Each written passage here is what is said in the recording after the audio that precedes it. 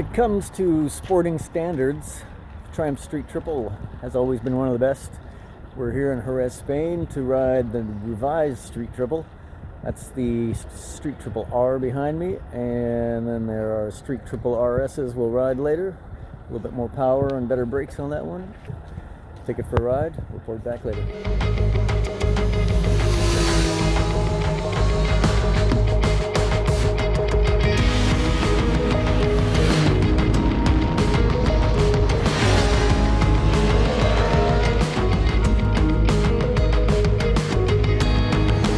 Well, today's been a wonderful day. Got the Triumph Street Triple R and the Street Triple RS.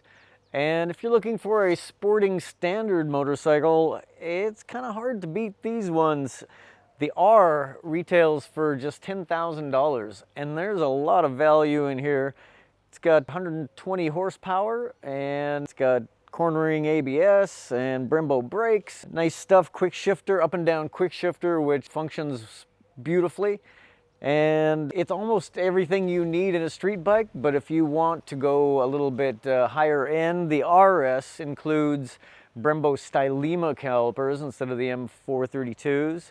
Got a TFT, full color TFT dash. This is a little cheaper version here. And the RS also has the nice seat tail section and the chin spoiler and the bar end mirrors, which are part of the distinction. A little bit more power on that one as well. But honestly, if I was choosing one, this has everything I need. It's got plenty of power. It actually has more mid-range power than the RS. That screams a bit more up top. But gosh, this is everything you need in a street bike. It made me think about when the Speed Triple first came out. And this thing, I think, will walk up and down the old Speed Triple. And for a 765cc motor, it really is spectacular. We're going at some elevated speeds on the road today and nearly topped out these things on the road. And gosh, there's so much power on tap that it's everything you need from a street bike. The only thing it doesn't really have is wind protection. So when you're going 100 plus miles an hour, you're having to hang on to the bars pretty tight. But boy, is it fun when you're ripping it up. A little bit wider handlebar this year, a little bit more agile. And it's just everything you need from a sport street bike. KTM's 890 Duke is another great competitor. The motor on the KTM parallel twin doesn't sound nearly as sonorous as this inline triple of the Street Triple. It really is one of the nicest sounding motorcycle engines on the road. And did everything I wanted to for the street today, and tomorrow we're gonna ride it on track. $10,000, kind of hard to beat that value.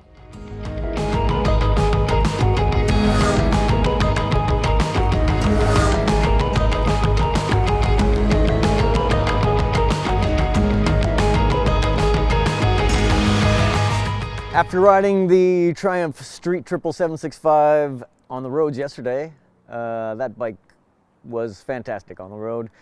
Now we bring it to the racetrack, MotoGP track. A naked sport bike maybe shouldn't belong on a MotoGP track, and yet this thing was a blast. I had so much fun, and it really brought into focus how far and fast motorcycles are developing.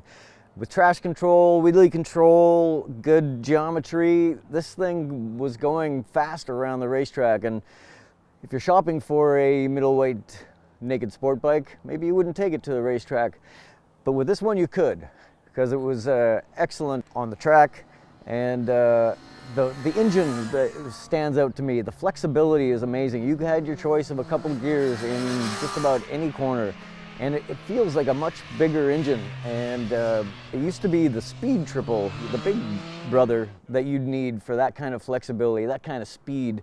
And yet here we are with a 765 3-cylinder, and it just pulls and pulls. I saw 137 miles an hour on the back straight on this thing. So you're thinking that a middleweight sport bike can't really go that fast, you'd be mistaken. Comfortable riding position. The only drawback to the ergonomics is kind of high foot pegs. Doesn't bother me at all, but I'm kind of short. Taller guys would feel maybe a little cramped.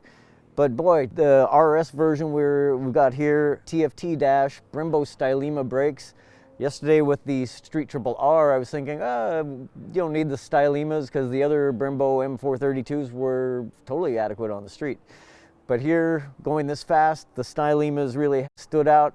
Excellent brakes, TFT dash, and the quick shifter is another thing that is just a standout. It's a pressure sensitive switch, and so not just clutchless upshifts, but clutchless downshifts. And for me, it worked flawlessly, and it just made riding the bike so much easier. You didn't have to worry about how much clutch modulation you're doing on your downshift. Another highlight of the RS over the R is the suspension. Show a fork up front and an Olin shock out back. Had great adjustability. It really performed well, and if you're just riding on the street, you don't even have to have the clickers all turned up. It would be a comfy ride on the street too. So it was really a spectacular bike. And when I first was invited on this, coming to a MotoGP racetrack, I was thinking, well, that seems kind of silly. But now that I've cut a bunch of laps here at Jerez, I'm really in love with this motorcycle. I would buy this and ride it on the street, and it's another bike that you could take to a track day. You don't need a fully fared sport bike. Street Triple RS, I'm a fan.